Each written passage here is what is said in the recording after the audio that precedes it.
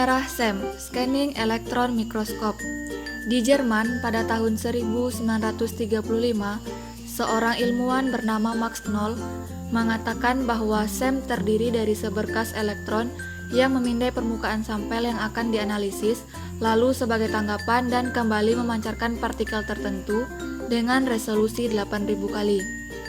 Pada tahun 1938, ilmuwan bernama von Ardenen menambahkan kumparan scan untuk mikroskop elektron transmisi dan merancang kembali SEM. Di Amerika pada tahun 1942, ilmuwan bernama Zorikin menyempurnakan desain yang telah ada sebelumnya. Lanjut lagi disempurnakan oleh C.W. Oatley pada tahun 1948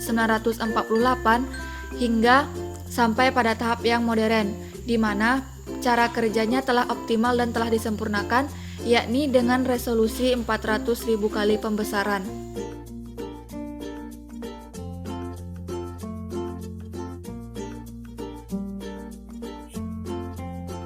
Analisis scanning elektron mikroskop merupakan sejenis mikroskop yang menggunakan elektron sebagai pengganti cahaya untuk melihat benda dengan resolusi tinggi. Scanning elektron mikroskop atau SEM adalah sebuah mikroskop elektron yang didesain untuk mengamati permukaan objek solid secara langsung. SEM memiliki perbesaran 10-3 juta kali depth of field 4-0,4 mm. Bagian-bagian SEM: elektron gun, elektron beam, anode, lensa magnetik, scanning coil, backscattered electron detector, secondary electron detector, sampel, stake atau luas permukaan. Lalu ketika scanning coil akan memancarkan 2PV scanner.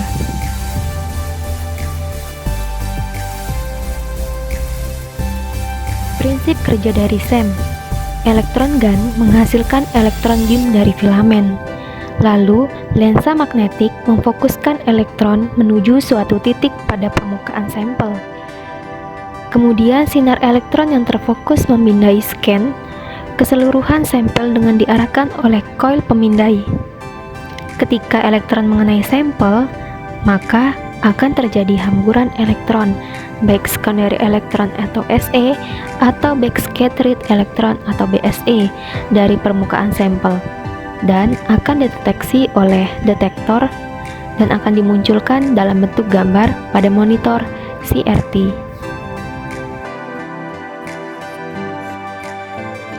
Langkah-langkah pengujian SEM yaitu: yang pertama, spesimen dilapisi dengan AUPD terlebih dahulu menggunakan alat pelapis atau fine coater CFC 1100 agar serat yang awalnya tidak bersifat konduktor mampu mengantarkan elektron. Alat tersebut mampu mengcoating 20-30 nanometer emas dengan waktu 2 menit dengan tekanan sampai dengan 4 Pascal. Camber size 86 mm dikali 100 mm dengan dinding kaca keras dengan diameter spray 20-70 mm dan temperatur kerja 15-30 derajat Celcius dengan kelembapan sampai dengan 70%. Yang kedua, setelah di-coating, sampel dimasukkan dalam spesimen chamber pada alat SEM. Perbesaran yang dilakukan antara 50 sampai 1000 kali.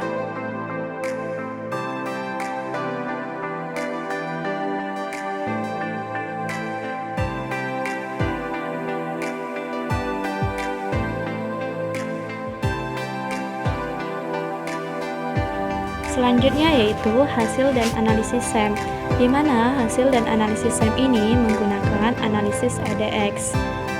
Nah, dalam analisis SEM ini terdapat kelebihan dan kelemahan pada analisis SEM.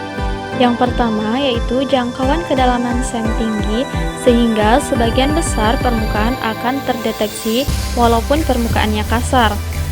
Yang kedua, perbesaran SEM hingga 1 juta kali dengan resolusi 1 nanometer.